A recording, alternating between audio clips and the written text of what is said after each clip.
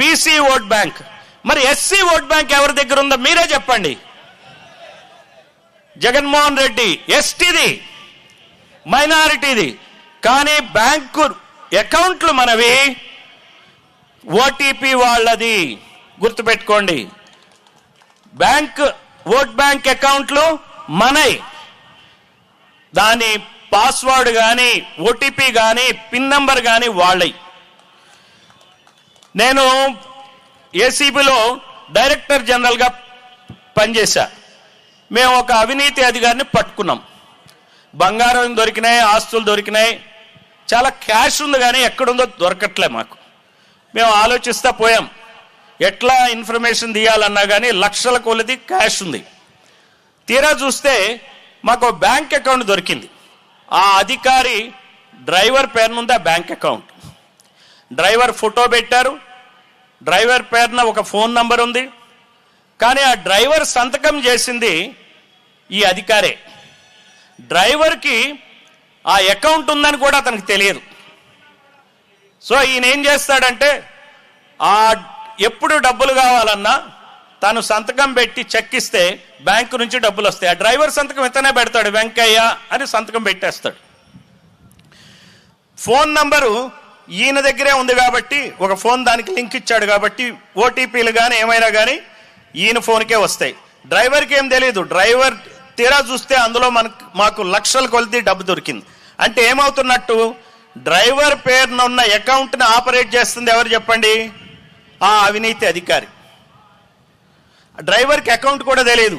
అందువల్ల ఈ BC vote bank, SC vote bank, ST vote bank, minorities vote bank అకౌంట్ల ఎవరి పేరున ఉన్న, ఎవరు సంతకాలు చేస్తున్నారు, ఎవరు తీసుకుంటున్నారు, మనకు తెలియకుండా మన కిడ్నీలు వాళ్లే తీసుకుంటున్నారు. మనకి పడేసేది 10 రూపాయలు, వాళ్ళు సంపాదించేది కోట్ల రూపాయలు. ఇది మనం కార్యకర్తలకి, మన ప్రజలందరికీ చెప్పాలా, మనం చైతన్య పరచాలా. ఈ రోజున మీకు భారతదేశంలో ఇట్లాంటి పార్టీ ఎవరికి దొరకనే దొరకదు. మీరు ఏ పార్టీలో కూడా ఇమ్మడలేం. మనం ఏ పార్టీకి వెళ్ళినా కానీ మన కులం ఏదుందో, గ్రామంలో మన స్థాయి ఏదుందో, ఆ పార్టీలో కూడా మనది అదే స్థాయి. నేను కుమ్మరి కులంలో పుట్టినందుకు నేను టీడీపీ పార్టీలో చేరితే నా స్థాయి ఏంటో మీరే చెప్పాలి. 3rd ప్లేస్ 4th ప్లేస్లో ఉంటా అక్కడ నేను. అదే జగన్మోహన్ రెడ్డి పార్టీలో చేరితే నా ప్లేస్ ఏంటో మీరే చెప్పాలి. 3rd ప్లేస్ ఆర్ 4th ప్లేస్లో ఉంటా. కానీ నేనిక్కడ మొదటి స్థానంలో, 2వ స్థానంలో ఉంటా. ఇదే నన్ను నేను తెలుసుకుంది ఇదే. నేను ఎక్కడ పుట్టానో, ఎక్కడ పెరిగానో, నేను ఎవరికి చెందుతానో అనేది తెలుసుకుంటే నేను బహుజన పల్లెకి చెందుతా, మెయిన్ గ్రామానికి చెందిన వాడిని కాను. ఇది నా పల్లె, నా పార్టీ. ఈ పార్టీలో ఉంటే నేను కావాల్సింది మాట్లాడగలుగుతా. ఇది నేను ఎక్కడైనా చెప్పగలనా? ఏ బహిరంగ సభలో అయినా సరే, ఏ పార్టీలో అయినా సరే ఇది మాట్లాడగలిగే స్వేచ్ఛ ఉందా? నాకు చెప్పండి. నన్ను ఎవరన్నా పిలుస్తారా? అప్పుడు మీరు చెప్పండి. రండి రండి అని ఎవరన్నా అంటారా? అనరు. అంటే అక్కడ నేను ఇదే క్వశ్చన్ చేస్తా. అందుకనే మన బహుజన మిత్రులు ఎవరైతే వేరే పార్టీల వాళ్ళు ఉన్నారో వాళ్ళు గుర్తు పెట్టుకోండి.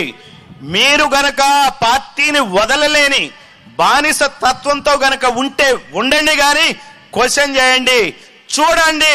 ఇలా క్వశ్చన్ చేసి మీరు అక్కడ ఇమడగలరో ఇమడలేరో మీరు చూసుకోండి. అటువంటి పార్టీల్ని వదలండి. ఇది మన పార్టీ, ఈ పార్టీలో చేరండి, ప్రజలకు సేవ చేయండి. జీవితంలో ఇంకేం అక్కర్లా, మనకేమీ లక్షల కోట్ల అక్కర్లా. మనం పుట్టిందేమీ లక్షల కోట్లతో పుట్టలా. ఇల్లుంటే చాలు, తిండుంటే చాలు, చెప్పుకోవటానికి నేను మనిషిని అనుకుంటే చాలు. ఆ అస్తిత్వాన్ని ఇచ్చే పార్టీ బహుజన్ సమాజ్ పార్టీ. ఇటువంటి పార్టీలో చేరండి. నువ్వు ఆ పార్టీలో ఎమ్మెల్యే అయితేంది, మినిస్టర్ అయితేంది, ఏమి విలువ ఉంది నీకు అక్కడ? నీకు అక్కడ పెద్దరెడ్డి గారు కింద కూర్చోమంటే కింద కూర్చోవాలా, పెద్ద చౌదరి గారు నువ్వు అక్కడ పడుకోమంటే పడుకోవాలా, నువ్వు అక్కడ ఉండాలా? అవే నీ పార్టీలు. ఆలోచించండి.